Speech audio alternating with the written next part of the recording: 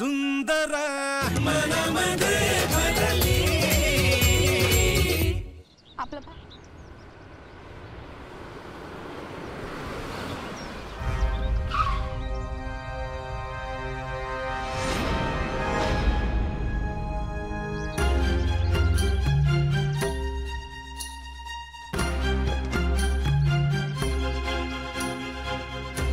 लते थांब.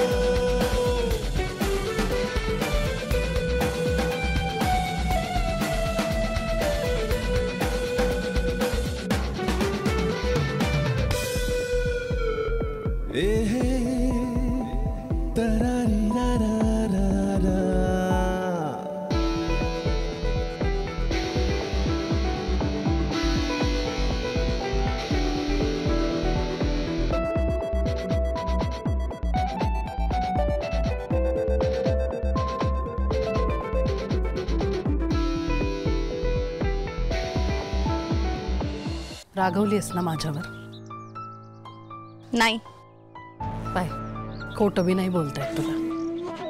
मी खोटं नाही बोलत अक्कासाहेब. तुला माझी परिस्थिती कळणार नाही, पण एक सांगते, आबासाहेबांचा लई धाक आहे मला. माझं पोरग कसं आहे ते पक्क ठाऊक आहे मला.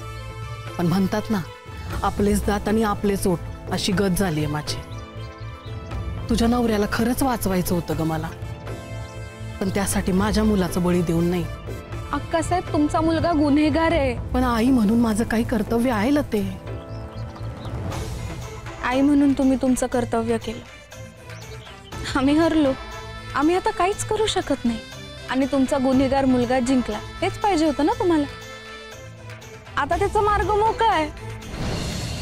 आणि आता तर आमच्यासाठी शर्यत संपली. मैदानात उतरण्याआधीच हार मानली तुम्ही. मैदानात उतरण्याच्या लायकीचं ठेवलंय का तुमच्या मुलाने? मी माफी मागते त्याच्यावरती. तो खरंच चुकला. आता हे बोलायला लय उशीर केलाय अक्कासाहेब. तवा बोलल्या असत्या तर आज एका गुन्हेगाराला शिक्षा झाली असती. तुला खरंच वाटतं असं झालं असतं?